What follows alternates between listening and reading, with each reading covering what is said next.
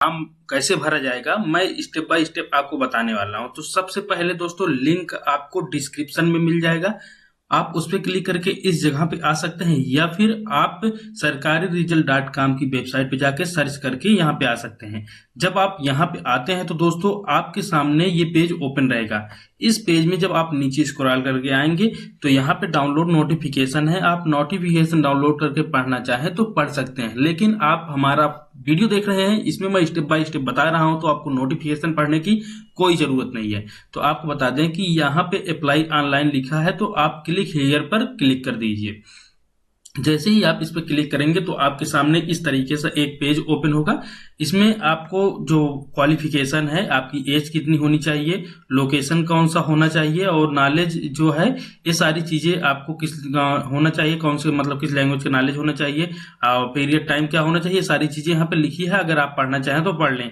फिर उसके बाद आपको यहाँ पे नीचे लिखे मिलेगा कि जो अप्लाई डेट है वो 15 मार्च 2025 है। तो यहाँ पे रजिस्टर पहले करना होगा, उसके बाद फिर यहाँ पे लॉग इन करना होता है। तो क्लिक हियर रजिस्ट्रेशन पे क्लिक कर दीजिए।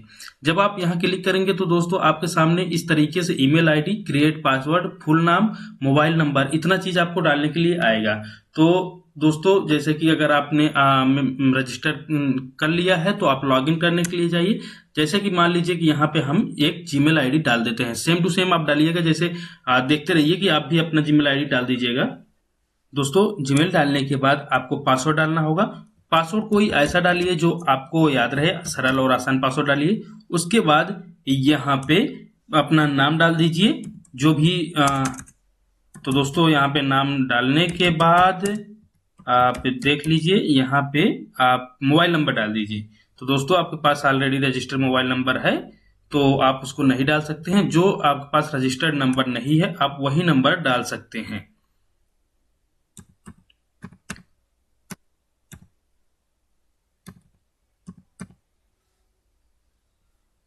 जैसे ही आप मोबाइल नंबर डालते हैं तो दोस्तों आपके सामने देख सकते हैं कि वेरीफाई ओटीपी का ऑप्शन आ जाएगा। आपके मोबाइल पे एक ओटीपी गया है, उस ओटीपी को डालने के बाद यहाँ पे सबमिट पर क्लिक कर दीजिए। सबमिट करने के बाद आपको यहाँ पे नेक्स्ट पर क्लिक कर देना है। नेक्स्ट पर क्लिक करते ही आपको लॉगिन के पेज पे आ जाएंगे। रजिस्ट्रेशन करने के बाद आपके सामने इस तरीके से पेज ओपन होगा जिसका नाम स्टेप 1 होगा। आपको इसमें कुछ पर्सनल डिटेल डालनी होगी, यानी कि आप अपना mobile number, full name, Gmail ID और मेल जो कि पहले से भरा होगा, इसके साथ कैटेगरी आपको सिलेक्ट करनी होगी। फादर्स का नाम आपको डालना होगा। फिर फादर का ऑक्यूपेशन में आपको जो चीजें हैं जैसे कि सर्विस है, बिजनेस है, अदर है। सर्विस नहीं है तो अदर आप डाल दीजिए। उसके बाद आपको मैरिटल स्टेटस, अनमैरिड है तो अनमैरिड कर दीजिए, अगर आपकी शादी हुई है तो शादी कर दीजिए। उसके बाद यहाँ पे डेट ऑफ बर्थ डाल दीजिए। फिर आपके जो एक्स एम्प्लॉय है कोई भी इफको में तो आप नो कर दीजिए। फिर उसके बाद जॉब लोकेशन आप उत्तर प्रदेश सेलेक्ट कर लीजिए। उसके बाद do you have pan card, तो हाँ पैन कार्ड है। आप पैन कार्ड डालने के बाद यहाँ पैन कार्ड नंबर, और आधार कार्ड है तो आधार कार्ड डालने के बाद आधार कार्ड का नंबर डाल दीजिए। उसके बाद अपना परमानेंट एड्रेस डाल दीजिए। फिर स्टेट सेलेक्ट कर लीजिए, डिस्ट्रिक्ट सेलेक्ट कर लीजिए, सिटी डाल दीजिए। उसके बाद पिन कोड नंबर डाल दीजिए। उसके बाद करेस्पॉन्डिंग में यहाँ पे करे check if same as permanent address, तो आप यहाँ पे इस बॉक्स को सिलेक्ट करेंगे तो दोनों आपका फिल हो जाएगा एक साथ। उसके बाद सेव एंड नेक्स्ट पे क्लिक कर देंगे। उसके बाद आपके सामने दूसरा स्टेप ओपन होगा। दूसरे स्टेप में आपको एजुकेशन डिटेल डालनी होगी, जिसमें आपको 12th का पहले डालना होगा। तो 12th आपने ह्यूमैनिटीज से किया था, कॉमर्स से किया था, अदर से, जो भी था आपका 12th उसको सिलेक्ट कर लीजिए।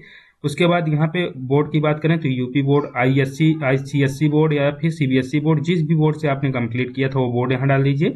उसके बाद सब्जेक्ट में आप एग्रीकल्चर से या फिर आपको कोई और सब्जेक्ट है तो उसको यहाँ डाल दीजिए। 12th आपने किस ईयर में पास किया था उसको यहाँ डाल दीजिए। उसके बाद 12th में आपने कितने नंबर पाए थे, मार्क्स पाए थे, यहाँ डाल दीजिए। और टोटल कितने मार्क्स का था यहाँ डाल दीजिए। ये आपका परसेंट कैलकुलेट करके खुद बता देगा। उसके बाद यहाँ पे आपको बीएससी की बात करें तो क्योंकि ये ग्रेजुएशन लेवल की जॉब है तो बीएससी यहाँ पे डाल दीजिए एग्रीकल्चर से। अगर आप अदर किसी और छात्र हैं तो यहाँ पे अदर सिलेक्ट कर लीजिए। वैसे अदर करते हैं तब आपका हो सकता है फॉर्म नहीं सबमिट होगा, क्योंकि साफ साफ इफको की नोटिफिकेशन में लिखा है कि इसका जो डिसिप्लिन है वो एग्रीकल्चर, बीएससी एग्रीकल्चर मांगा गया है। फिर यहाँ पे स्टेटस की बात करें, अगर आपने बीएससी कंप्लीट कर लिया है तो कंप्लीटेड कर लीजिए। अगर अभी बीएससी की पढ़ाई चल रही है, आप 7 सेमेस्टर में है या 8 सेमेस्टर में है तो यहाँ पे परस्यूइंग डाल दीजिए। उसके बाद यहाँ पे सिलेक्ट करने के बाद यहाँ पे सेमेस्टर की बात करें तो आपका जो ईयरली था या सेमेस्टर था, जैसे ईयरली था तो ईयरली डाल दीजिए, सेमेस्टर सेमेस्टर था तो सेमेस्टर डाल दीजिए, सिलेक्ट कर लीजिए। उसके बाद टाइप की बात करें तो रेगुलर कर दीजिए, बोर्ड यूनिवर्सिटी, यहाँ पे अपने यूनिवर्सिटी या फिर बोर्ड का नाम लिख दीजिए, यूनिवर्सिटी का नाम डाल दीजिए। उसके बाद यहाँ पे देख सकते हैं BSc first semester, BSc second semester, third, fourth, fifth, sixth, seventh, eighth. दोस्तों यहाँ पे अपीयरिंग छात्रों के लिए भी बताऊंगा और जो अपीयरिंग नहीं है उनको भी बताऊंगा। तो आपने फर्स्ट सेमेस्टर कब पास किया था तो इसको यहाँ पे डाल दीजिए। सेकेंड सेमेस्टर आपने कब पास किया था तो उसको भी यहाँ डाल दीजिए। और फिर उसके बाद थर्ड सेमेस्टर आपने कब पास किया था उसको डाल दीजिए। फोर्थ सेमेस्टर आपने कब पास किया था उसको डाल दीजिए। उसके बाद यहाँ पे मार्क्स ऑफ 10 की बात करें तो फर्स्ट सेमेस्टर में आपने आपका जो ओजीपीए था, सीजीपीए था, अगर आप ईयरली है तो ईयरली के हिसाब से डालिए, आपका सेमेस्टर है तो सेमेस्टर के हिसाब से डालिए। उसके बाद यहाँ पे टोटल मार्क्स से 10-10 कर दीजिए। अगर आपका ईयरली है तो 100 करके होगा। उसके बाद परसेंट ये ऑटो कैलकुलेट होके आ जाएगा। उसके बाद यहाँ पे नीचे आना होगा। एमएससी अगर आपके पास है तो एमएससी को लिए यहाँ पे कंप्लीटेड या परसुइंग कर दीजिए। अगर आपके पास एमएससी नहीं है, नहीं पढ़े हैं तो नॉट एप्लीकेबल करके छोड़ दीजिए। फिर इसके बाद यहाँ पे कुछ भरने की जरूरत नहीं है।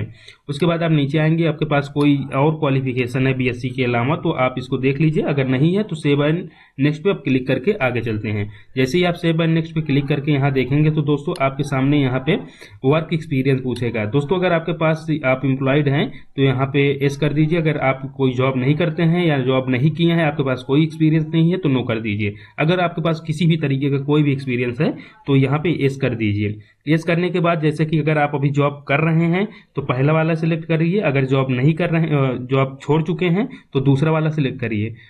उसके बाद अगर आपने जॉब अभी प्रेजेंट टाइम में चल रही है तो पहला वाला सिलेक्ट करने के बाद आप ऑर्गेनाइजेशन नाम डाल दीजिए, पोजीशन डाल दीजिए, स्टार्टिंग डेट आपने जॉब कब स्टार्ट किया था, फिर जॉब की इन डेट आपको डालने की जरूरत नहीं है क्योंकि अभी जॉब आपकी चल रही है, और ड्यूरेशन आपको बता देगा। उसके बाद सैलरी की बात करें तो यहाँ पे जो जितनी भी सैलरी है आप उसको डाल दीजिए। जैसे कि यहाँ पे 72,000 पर एनम की सैलरी है तो हमने 72,000 यहाँ डाल दिया है।